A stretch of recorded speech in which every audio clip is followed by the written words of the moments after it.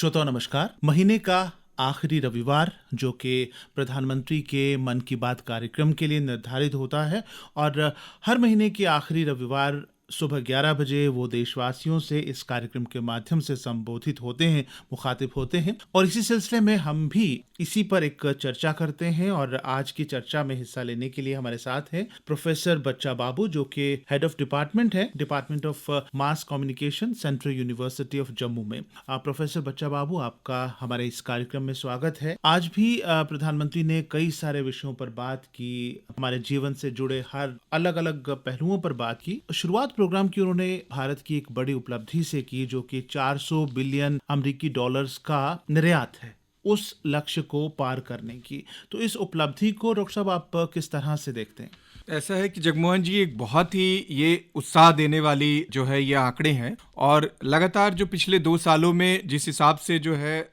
न सिर्फ भारतीय अर्थव्यवस्था बल्कि पूरे विश्व की अर्थव्यवस्था महामारी के दौर से गुजरी है और पूरे के पूरे बाजार में एक निराशा का जो माहौल है, उससे शायद जो है ये आंकड़ा उनको उभरने में न सिर्फ जो है मदद करेगा बल्कि एक पूरे के पूरे भारतीय अर्थव्यवस्था में एक नई ऊर्जा देगा। और मुझे लगता है कि ये सिर्फ जो है न सिर्फ बड़े उद्योग बल्कि मुझे लग रहा है कि जो लघु और कुटीर और मध्यम वर्ग के जो निर्माता हैं, जो उद्योग हैं, उनको भी जो है भारतीय अर्थव्यवस्था को और जो है मजबूत करने में और ये मदद करेगा। जी, और ये जो हमने अचीवमेंट हासिल की है, उपलब्धि हासिल की है 400 बिलियन अमेरिकी डॉलर यानी लगभग 30 लाख करोड़ रुपए की, तो इसमें ये भी पता चलता है कि भारत के जो प्रोडक्ट्स हैं वो उनकी जो डिमांड है, उनकी लोकप्रियता है वो बढ़ रही है और साथ ही साथ जो हमारा सप्लाई चेन है, सप्लाई सिस्टम है, वो भी कितना बेहतर है। बिल्कुल। 5-6 साल पहले जब केंद्र सरकार ने मेक इन इंडिया और मेड इन इंडिया जैसे प्रोग्राम का जब शुरुआत की तो ये एक ऐसा लगता था कि क्या भारत इस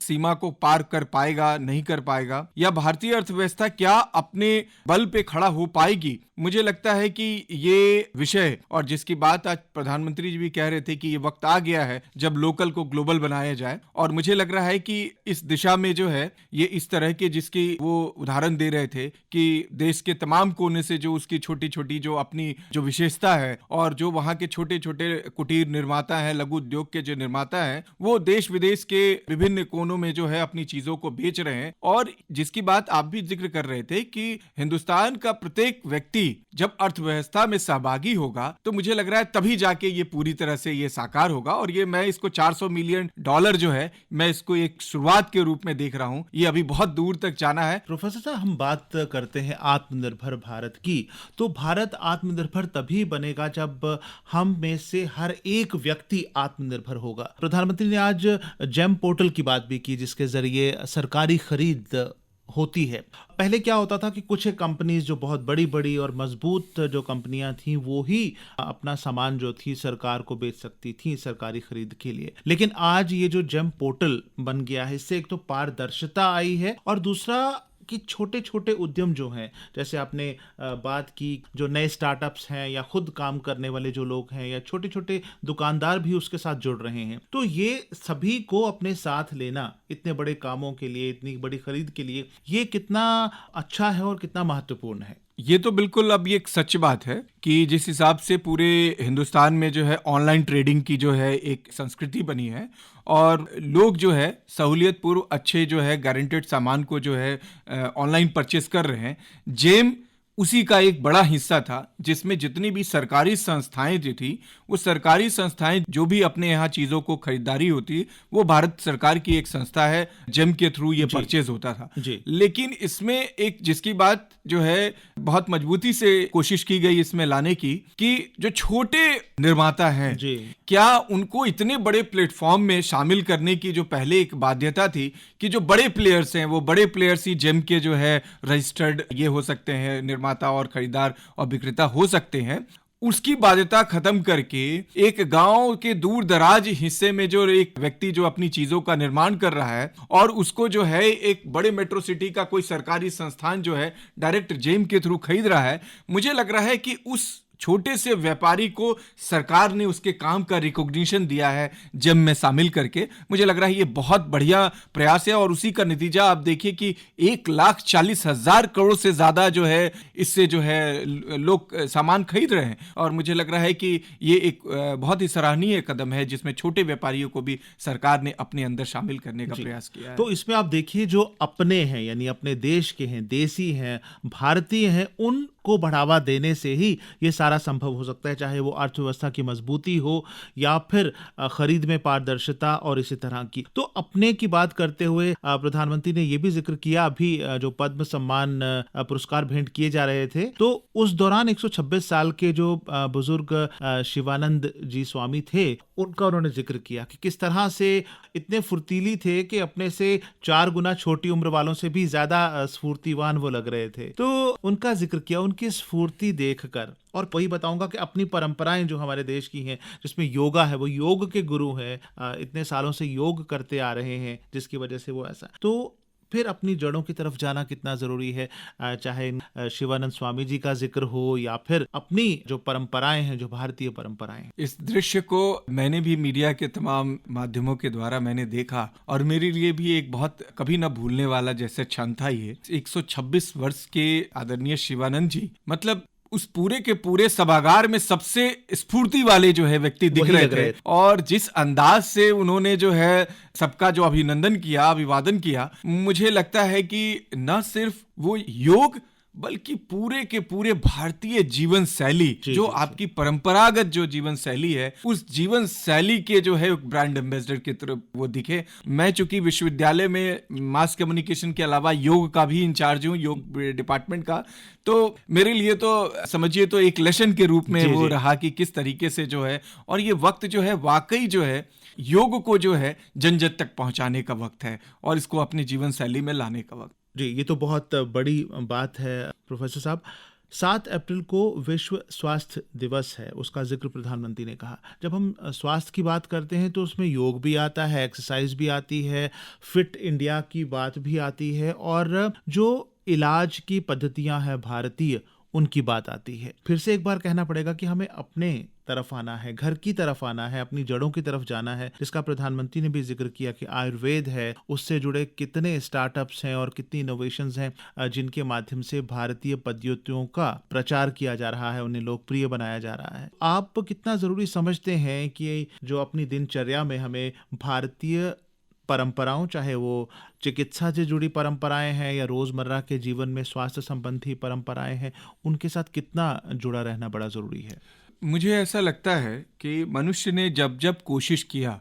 कि वो प्रकृति से दूर होने का, जब तक उन्होंने प्रयास किया, मनुष्य का जो है ये कोशिश विफल रहा और उसी के परिणाम स्वरूप हमने देखा कि पूरा विश्व जो है तमाम तरह की व्याधियों और बीमारियों और तमाम तरह के नए नए चीजों से जो है जूझ रहा है। ये वक्त प्रकृति के साथ मिलके चलने का वक्त है और प्रकृति के साथ मिलने का सबसे बड़ा जरिया आयुष है, हमारी नेचुरोपैथी है, भारत की अपनी जो एक पारंपरिक ऋषियों मुनियों की जो एक परंपरा है उसको जीने का वक्त है। और आयुष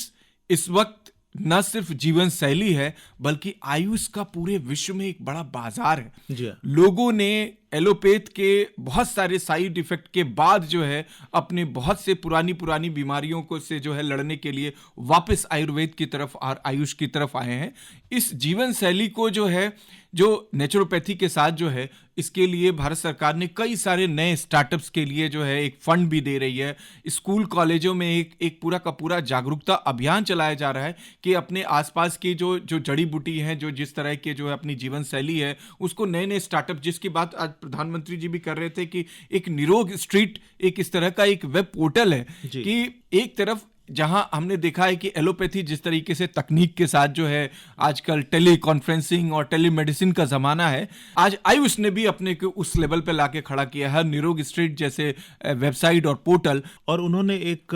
स्टार्टअप का जिक्र किया, कपिव, जिसमें उन्होंने अलग करके दिखाया, उसमें विच्छेद करके बताया कि का से कफ है, पी से पित्त है और वा से वात है। और इन चीज़ों पर आधारित है हमारा ये जो नेचुरोपैथी और आयुर्वेद, जिसके आधार पर इलाज किया जाता है, जो बॉडी में जो भी हमारी कमियां खामियां हैं उसको किस तरह से दूर कर दिया जाता है, उसका बैलेंस बनाए रखने से हम स्वस्थ जीवन व्यतीत कर सकते हैं। तो हमारे जितनी भी ये जड़ी बूटियां हैं जिनका हम गिलोय है या कुछ और है, उनका कितना अश्वगंधा है, तो उनका कितना जो डिमांड था पूरी दुनिया में, तो उससे पता चलता है कि हम अपने आप में कितने परिपक्व हैं, कितने मजबूत हैं, कितने रिसोर्सफुल हैं। लेकिन हमें इनसे दूर नहीं जाना है, इनकी तरफ लाना है ताकि दुनिया भी भारत की इन खूबियों से फ़ायदा उठा सके। अब रही स्वच्छता की बात, वो भी आज के उस कार्यक्रम में उन्होंने प्रमुखता के साथ की। स्वच्छता का महत्व जीवन में कितना है प्रोफेसर साहब, आप चंद लफ्ज़ों में ये बताइए, उसके बाद हम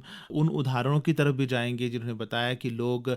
आसपास को स्वच्छ रखने के लिए कितना काम कर रहे हैं। मेरे हिसाब से अगर व्यक्तिगत रूप से पूछा जाए तो मेरे लिए स्वच्छता जो है किसी भी काम से ज़्यादा ज़रूरी है, किसी भी काम और किसी भी मजहब से ज़्यादा ज़रूरी है जी। एक स्वच्छता ही हमारी पूजा है, क्योंकि आसपास को चाहे वो मानसिक स्वच्छता हो, चाहे वो दैहिक स्वच्छता हो, चाहे अपने आसपास की जो है वातावरण की स्वच्छता हो, मैं समझता हूँ कि जीवन का मूल जो है वो स्वच्छता में छिपा है। स्वच्छता होनी ही चाहिए, चाहे उसी को तो हम पाकीज़गी कहते हैं, उसी को हम बोलते हैं कि आलूदगी से दूर स्वच्छ स्वच्छंद जो चीज़ है वो होनी चाहिए। ये तो बड़ा अच्छा आपने कहा कि मानसिक स्वच्छता, विचारों की स्वच्छता भी चाहिए और आसपास की स्वच्छता भी चाहिए। प्रधानमंत्री ने जिक्र किया नासिक के चंद्रकिशोर, जो कि गोदावरी नदी के पास जाकर खड़े हो जाते हैं और आज से नहीं कब से खड़े हो रहे हैं इस संदेश के साथ कि इसको गंदा ना करो। ये जज्बा होना कितना ज़रूरी है हम सभी में। ये एक बहुत ही जिसको कहते हैं कि सुंदर उदाहरण है, और जिसको कहते हैं कि नागरिक होने का जो बोध है इसमें कहीं ना कहीं छिपा है। भारतीय संविधान में आप देखेंगे कि डायरेक्टर प्रिंसिपल ऑलरेडी इसमें मेंशन है कि भाई जो हिंदुस्तान का नागरिक है उसको बहुत सारे अधिकार मिले हैं, कुछ कर्तव्य भी है और कुछ नीति निर्देशक तत्व भी है। वो कर्तव्य बोध जो है वो कहीं ना कहीं इसमें छुपा है। और मैं आपके माध्यम से जिन व्यक्तियों का जिक्र, जो चाहे वो गोदावरी वाले कोई व्यक्ति हो, चाहे उड़ीसा के पुरी के तट पे कोई व्यक्ति हो, या किसी तरह के इस तरह के अभियान में जो जुड़ा व्यक्ति है, मेरी तरफ से उनको जो है कोटि कोटि नमन, क्योंकि वो व्यक्ति जो है वो अपनी एक नागरिक होने का, हिंदुस्तान नागरिक होने का बोध उसके अंदर जो है ये प्रबल है। और मुझे लग रहा है कि हम के पूरे समाज के तमाम हिंदुस्तान के नागरिकों के अंदर होनी चाहिए ये बोध कि, और खासकर मुझे लगता है कि इस जिसको आप जिक्र भी कर रहे थे कि जो नदियों को जो है हम जो अपने अपने जो है रीति रिवाज और कर्मकांड के माध्यम से जो हम इस पर्यावरण को जो है दूषित करते हैं, मुझे लगता है कि ये वक्त है कि इसको ऊपर उठने का वक्त है कि इन नदियों ही, जिसको हम एक तरफ नमामि गंगे कहते हैं, हम गंगा की पूजा करते हैं, और उस गंगे को अगर हम दूषित करें और किसी व्यक्ति को उसके लिए मजबूर करें कि वो आपकी गंदगी को सफाई करे, मुझे लग रहा है एक भारतीय नागरिक होने का एक बहुत शर्मनाक पक्ष है। इसलिए मुझे लगता है कि न सिर्फ हम इससे ऊपर उठे बल्कि अपने नागरिक बोध को भी समझे। जी, मेरा हर बार यही कहना होता है और मैं यहाँ भी कहना चाहूंगा कि हम, आपके जैसे, मेरे जैसे, श्रोताओं जैसे आम लोग भी अपना योगदान दे सकते हैं। हम अपने देश के कानून का पालन करके, स्वच्छता नियमों का अनुसरण करके, ट्रैफिक नियमों का पालन करके, उन्हें मानकर अगर हम डिसिप्लिन्ड लाइफ बिताते हैं तो हम भी देश के निर्माण में, देश को बेहतर बनाने में योगदान दे रहे हैं। जैसा कि उन्होंने पूरी उड़ीसा के राहुल महाराणा की बात की, जो कि कुछ काम करते होंगे लेकिन संडे के संडे वो दिन रखते हैं अपने आसपास को साफ रखने के लिए, जो कि वहां जाकर प्लास्टिक का कचरा इकट्ठा करें। तो हमें किस प्रकार इसके महत्व को समझते हुए अपने हिस्से का योगदान देना है राष्ट्र निर्माण में, चाहे वो कोई भी क्षेत्र हो। बहुत अच्छी बात कही, अपने हिस्से का योगदान। चूंकि we the people of India, हमारी संविधान कहती है कि हम भारत के लोग, जब हम की भावना जो है इस पूरे के पूरे राष्ट्र निर्माण की प्रक्रिया में जुड़ी हुई है, तो मुझे लग रहा है कि उस प्रत्येक व्यक्ति को जो है कहीं ना कहीं कोई ना कोई योगदान देना पड़ेगा। और जो एक सहभागी समाज है जिसमें हर कोई समझे कि इस ईंट को बनाने में, इस पूरे के पूरे निर्माण में कहीं ना कहीं मेरा भी कोई अंश छिपा है, शायद उस अंश का बोध ही जो है राष्ट्रवाद का सबसे बड़ा, जिसको कहते हैं, पक्ष हो सकता है। और तभी ये जो हम कह रहे हैं कि आज आज़ादी का अमृत महोत्सव हम 75 वर्ष का मना रहे हैं, मैं इसमें मेरे अंदर कोई संदेह नहीं है कि निश्चित रूप से आज ये एक खूबसूरत हिंदुस्तान अगर आज तक है तो कहीं ना कहीं हर किसी का इसमें योगदान रहा है। लेकिन इस योगदान को लगातार जो है मजबूती से जो है सबका विभिन्न तमाम वैचारिक मतभेद होने के बावजूद भी एक राष्ट्र का जो एक सपना है उसमें हर किसी को योगदान देना, चाहे वो किसी रूप में हो। मैं एक अध्यापक हूँ तो मैं एक अध्यापक होने का योगदान दूँ, एक कोई व्यक्ति अगर सफाई कर्मी है वो सफाई कर्मी का, एक ब्यूरोक्रेट है तो ब्यूरोक्रेट, एक राजनेता है तो राजनेता। एक जब तक उसके अंदर राष्ट्रबोध जो है, अपने राष्ट्र निर्माण की भावना नहीं आएगी, तो मुझे लग रहा है कि एक खूबसूरत सपना हम नहीं देख सकते। जी, तो जरूरी नहीं है कि देश के रक्षक बनने के लिए आपको सेना में ही जाना पड़ेगा या बिल्कुल नहीं, वैसा ही नहीं है। आप एक आम नागरिक की तरह भी योगदान दे सकते हैं अपने देश को अच्छा, सुंदर, स्वस्थ और सुरक्षित बनाने में। बिल्कुल सही कहा। एक और बड़ा अच्छा जिक्र उन्होंने किया मुपट्टम श्री नारायण जी का, जो कि केरल से हैं और पशुओं पक्षियों के लिए पानी के लिए वो बर्तन उपलब्ध कराते हैं और उनके 1 लाख बर्तन पूरे होने वाले हैं। ये कहानी मैं चाहता हूं कि आज अगर किसी ने मन की बात नहीं भी सुनी, आप बताएं और इस पर बात करें। पहली बात तो कि मैं फिर दोबारा इस पर लौटूंगा कि ये वक्त है कि अपने पर्यावरण की तरफ लौटो, अपने मूल में झांको। और कहीं ना कहीं जो है ये उदाहरण उसी से जुड़ता है कि एक व्यक्ति कितना संवेदनशील हो सकता है पर्यावरण के उस पशु पक्षियों को लेके। और ये एक बहुत बड़ा अभियान, मैं कह रहा हूं कि इस तरह के नायक जो है, अगर शायद इस तरह के चर्चे ना होते तो शायद हिंदुस्तान जान भी नहीं पाता। इस तरह के नायकों को वाकई जो है, जिसको लगता है कि हिंदुस्तान को जो है सामने रखना चाहिए। और एक बहुत सुंदर प्रयास है कि पशु पक्षियों को लेके जितनी संवेदनशील, और एक बहुत बड़ा आंकड़ा 1 लाख अब तक उन्होंने अपने खर्चे से जो है, बिना किसी सहायता से वो जो है बांट दिए हैं। और मुझे लग रहा है कि वाकई जिसकी बात वो 1 लाखवां जो साबरमती आश्रम को जो दे रहे हैं, मुझे लग रहा है कि वो भारत को फिर से जो है, एक कितनी बढ़िया उनकी सोच है कि गांधी को समर्पण कर रहे हैं। जी। तो जो गांधी का एक जो पर्यावरण के प्रति जो उनका बोध था, वो कहीं ना कहीं जो है इनके अंदर भी झलक रहा है। स्वच्छता भी तो गांधी जी का मूल मंत्र था। वो स्वच्छता में यकीन रखते थे और सभी को संदेश देते थे। आप देखिए, गांधी जी के आश्रम में खुद सफाई करने को बढ़ावा दिया जाता था और जितने भी उसके सदस्य होते थे, बारी बारी सभी की ड्यूटी होती थी। और बहुत पहले जो धारणा हुआ करती थी कि जो सफाई करने वाला काम है वो कोई छोटा काम है, महात्मा गांधी ने ही तो हरिजन नाम देकर उन्हें सबसे ऊपर उठा दिया। और अब प्रधानमंत्री मोदी ने 15 अगस्त 2014 को ही स्वच्छ भारत का ऐलान किया कि सफाई की कितनी इम्पोर्टेंस है और सफाई में हर एक आम नागरिक का कितना बड़ा योगदान है। उसी प्रकार प्रकृति की बातें करते करते फिर तालाबों की बात होती है, वाटर बॉडीज की बात होती है। चेन्नई के अरुण कृष्णमूर्ति जी का उन्होंने जिक्र किया, जिन्होंने अपने इलाके के तालाबों और झीलों को साफ करने का बीड़ा उठाया है। आज तक वो 150 से ज़्यादा उनको दोबारा से ठीक कर चुके हैं, उनका जीर्णोद्धार कर चुके हैं। तो पानी की इम्पोर्टेंस कितनी है, और आज दुनिया में पानी, पीने लायक जो पानी है, इस्तेमाल करने लायक पानी है, उसकी जो किल्लत है, उसको देखते हुए पानी को बचा के रखना, जल स्रोतों की रक्षा करना, उसे गंदा ना होने देना, और ख़ास तौर पर जो ग्राउंड वाटर है, जो ज़मीन के नीचे पानी होता है, उसको संरक्षित करके रखना कितना ज़रूरी है। पूरे विश्व में जिस हिसाब से अंधाधुंध विकास का जो एक दौर है, इस अंधाधुंध विकास के दौर में ये बार बार ये अनुमान लगाया जा रहा है कि अगर कभी चौथे विश्व युद्ध की अगर संकल्पना हुई तो वो जल को लेके होगी, पानी को लेके होगी। आपने बहुत सही बात कही कि पूरे विश्व में जल की संकट है। निश्चित तौर पे पूरे विश्व में जल की संकट है। हिंदुस्तान में भी जो है, देश के आप तमाम कोनों में देखोगे, जिसकी बात भी कर रहे थे कि गुजरात में कितनी मुश्किल से लोगों को पानी मिलता है, उस वक्त जो है जल संरक्षण को लेके हमारे दिमाग में न सिर्फ मुझे लग रहा है कि एक पूरे के पूरे जो नीचे लेवल से एक जो नवजात शिशु है उससे ऊपर तक जो है सबके अंदर जो है जल को कितना खर्च करना चाहिए, पानी की जो कीमत क्या है, उसको समझाने के लिए, और इस तरह के जो स्रोत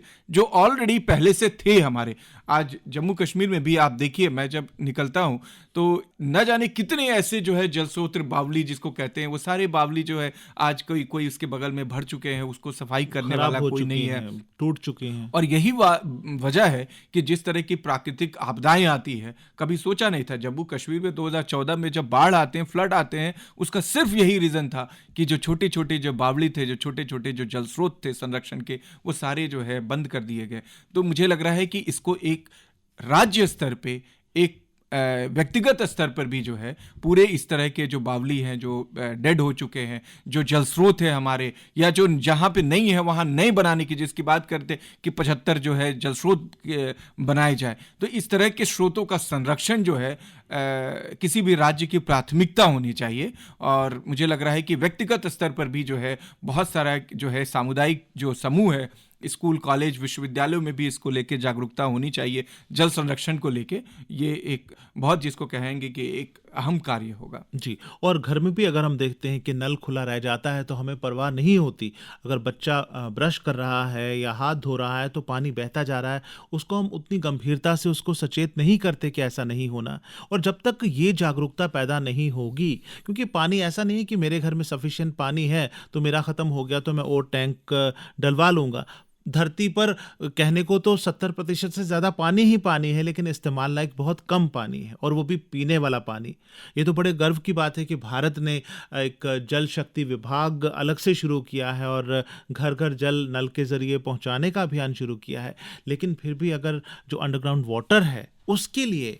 उसका लेवल जो कम होता जा रहा है, वाटर टेबल जो कम होता जा रहा है, उसको अगर ऊपर नहीं उठाया गया तो सचमुच हम सभी के लिए ये बहुत बड़ी त्रासदी बनकर सामने आ सकता है। तो वर्षा का पानी, जिसे हम रेन वाटर हार्वेस्टिंग कहते हैं,